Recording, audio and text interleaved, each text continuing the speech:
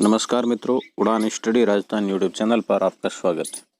मित्रों, राजस्थान माध्यमिक शिक्षा बोर्ड कक्षा 9 सामाजिक विज्ञान है, उनकी अपनी क्लास चल रही है और ये जो क्लास है अपने स्पेशल रूप से रीट 2020 के लिए चल रही है। इससे काफ़ी पहले कक्षा से 7 की पूरी वीडियो क्लास अपलोड कर दी गई है और 9th के लिए भी काफ़ी वीडियो क्लास अपलोड है।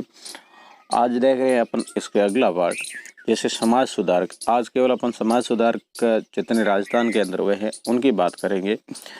तो वीडियो को करते स्टार्ट। आपसे रिक्वेस्ट कि वीडियो यदि अच्छा लगे तो आप शेयर जरूर करना, लाइक करना और चैनल को सब्सक्राइब जरूर कर लेना। मित्रों, संत पीपा जी है। इनका जन्म विक्रम संवत 1417 चैत्र शुक्ल पूर्णिमा को खींची राजवंश में गागरोन दुर्ग में हुआ था। राजवंश है खींची, दुर्ग है वो गागरोन है और 1417 है वो विक्रम संवत में हुआ था। गागरोन राज्य के वीर साहसी व प्रजापालक ये शासक थे दिल्ली सुल्तान फिरोज तुगलक। देखो, ये शासकता है संत पीपा जी का है किसके साथ में संघर्ष हुआ जिसमें वे विजयी हुए। तो फिरोज तुगलक से संघर्ष में विजय प्राप्त की, लेकिन युद्ध में हुए रक्तपात के कारण सन्यासी होने का निर्णय ले लिया। संत रामानंद जी के शिष्य बने। इनके गुरु का नाम था संत रामानंद जी और प्रमुख 12 शिष्य जो रामानंद जी के थे उनमें ये शामिल थे। राजस्थान में भक्ति एवं समाज सुधार का इन्होंने अलग जगाया। निर्गुण भक्ति विचारधारा के संत ये थे और बाह्य आडंबरों, कर्मकांडों व रूढ़ियों की कटु आलोचना किया करते थे। पर्दा प्रथा, ऊंच नीच की भावना का कठोर इन्होंने विरोध किया और राजपूतों में पर्दा प्रथा होने पर भी अपनी जो पत्नी थी सीता सहस्त्री, देखो संत पीपा जी का नाम, पत्नी का नाम क्या था, तो है सीता सहस्त्री थी, को आजीवन बिना पर्दे रखा। अब संत जाम्बू जी, राजस्थान के संतों में समाज सुधारकों में जाम्बू जी का मुख्य स्थान है। तो जन्म इनका है विक्रम संवत 1508 और ईस्वी सन की बात करें 1451 में भाद्रपद शुक्ला अष्टमी को नागौर जिले के पीपासर गांव में इनका जन्म हुआ था और इनके पिताजी का नाम लोहट जी पंवार था और माता जी का नाम था आशा देवी। लगभग 20 वर्ष तक गायें चराई, वे बाद में संन्यास है वो ग्रहण कर लिया। विश्नोई संप्रदाय या समाज, इनके द्वारा चलाया गया ये संप्रदाय था जिसका नाम था विश्नोई। प्रवर्तक है भगवान जाम्बू जी। प्रवर्तन इनका विश्नोई संप्रदाय है। इनकी स्थापना कब की, तो 1542 में कार्तिक कृष्ण अष्टमी को।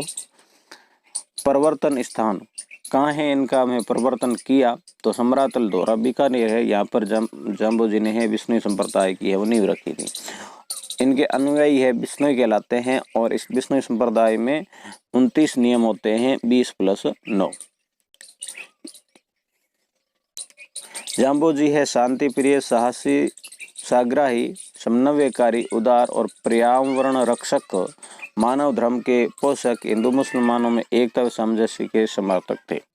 ईश्वर प्राप्ति के लिए संन्यास की आवश्यकता नहीं है, ये जाम्बू जी मानते थे। इनके वचनों का सामूहिक जो नाम है यह शब्द वाणी है। शब्द वाणी में इनके सभी शिक्षाएं हैं। विष्णु समाज पर्यावरण, पेड़ व जीव रक्षा हेतु प्रयासरत रहता है। मित्रों, अब बात करते हैं जसनाथ जी के बारे में। जसनाथ जी का जन्म है विक्रम संवत 1539 में हुआ था, कत्रियासर बीकानेर में। 12 वर्ष की आयु में, देखो केवल 12 वर्ष की आयु में इन्होंने संन्यास ग्रहण कर लिया और गौरव कमा लिया। बीकानेर में है में कठोर तप किया। विक्रम संवत 1563 में इन्होंने समाधि ले ली थी। निर्गुण निराकार भक्ति पर बल व समाज में व्याप्त रूढ़ि और पाखंडों का इन्होंने विरोध किया। जसनाती संप्रदाय का प्रतिपादन किया। जसनाथ जी ने कौन सा संप्रदाय चलाया, तो जसनाती, और इसके अंदर जो नियम थे वो 36 थे। रात्रि जागरण में अग्नि नृत्य इनकी प्रमुख विशेषताएं हैं। दादू दयाल का जन्म है विक्रम संवत 1601 चैत्र शुक्ल अष्टमी अहमदाबाद में हुआ। संन्यास के बाद राजस्थान में आबू पर्वत को तपोस्थली बनाया। इन्होंने अहमदाबाद में जन्म हुआ और संन्यास लेने के बाद आबू पर्वत पर आ गए और यहाँ पर उन्होंने तप किया। फिर सांबर चले गए। फतेहपुर सीकरी में 50 दिनों तक अकबर व उनके सभासदों को उपदेश दिया। देखो अकबर से किन का संवाद हुआ था, तो ऐसा आता है क्वेश्चन, तो दादू दयाल है। इससे प्रभावित होकर अकबर ने गो हत्या है वो बंद कर दी थी। तो ऐसा भी आ सकता है कि किस संत के प्रभाव में आकर अकबर ने गो हत्या है वो बंद कर दी, तो दादू दयाल है। अंतिम समय नारायण में गुजरा और जहां 1660 को ब्रह्मलीन हो गए। इनकी शिक्षाएं दादू वाणी में है, पद्य रूप में संग्रहित है। इनके 152 शिष्य थे। गरीबदास, रज्जब जी, सुंदरदास, जनगोपाल, जगजीवन दास, माधव दास, ये इनके प्रमुख शिष्य थे और इन्हें राजस्थान का कबीर भी कहा जाता है। क्या कहते हैं? राजस्थान का कबीर। अब बात करेंगे रामचरण जी के बारे में। तो रामचरण जी जन्म विक्रम संवत 1776 माघ शुक्ला चतुर्दशी 24 फरवरी 1720 को टोंक जिले के सोडा गांव में हुआ था। तो रामचरण जी का जन्म है वो टोंक में हुआ था। पिताजी का नाम था बख्तराम विजयवर्गीय, माताजी का नाम था देवहूति देवी। आ सकता है रामचरण जी के पिताजी का नाम था बख्तराम विजयवर्गीय और माताजी का है देवहूति देवी। विवाह गुलाब कंवर के साथ में इनका हुआ था। मूल नाम रामकिशन विजयवर्गीय था और बचपन में से रामकिशन क्या करते थे।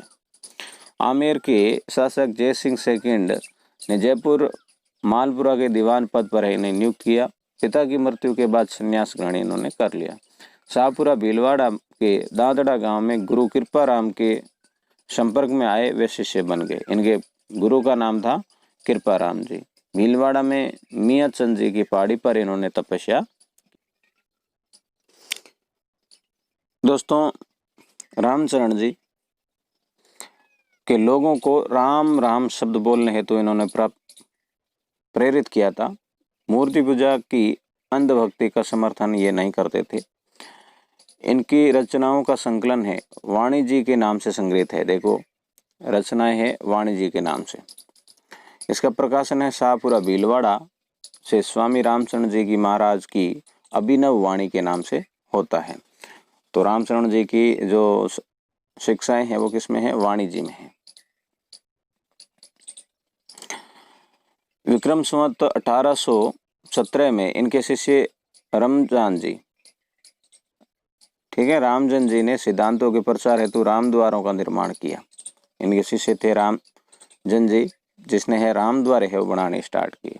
शाहपुरा के प्रसिद्ध रामद्वारे का निर्माण है शाहपुरा के शासक महाराज अमर सिंह व उनके भाई सतर सिंह के सहयोग से किया गया। तो शाहपुरा के अंदर है प्रसिद्ध, मतलब मुख्य इनका जो रामद्वारा है रामचरण जी का, इनका निर्माण है अमर सिंह और सतर सिंह के द्वारा किया गया। रामद्वारों को रामनिवास धाम या रामनिवास वैकुंठ धाम भी कहते हैं। राजस्थान में रामसनेही संप्रदाय का प्रमुख केंद्र शाहपुरा भीलवाड़ा है और इस संप्रदाय का अंतर्राष्ट्रीय कार्यालय है। देखो रामसनेही संप्रदाय का अंतर्राष्ट्रीय कार्यालय कहाँ है? तो शाहपुरा भीलवाड़ा में है। आचार्य भिक्षु जन्म है मारवाड़ के कंटालिया गांव में आषाढ़ शुक्ला त्रयोदशी विक्रम संवत 1783 2 जुलाई 1726 को आचार्य भिक्षु का जन्म हुआ था। विक्रम संवत 1808 में मकसिद कृष्णा द्वादशी को 25 वर्ष की आयु में आचार्य रघुनाथ जी के संपर्क में ये मुनि बन गए।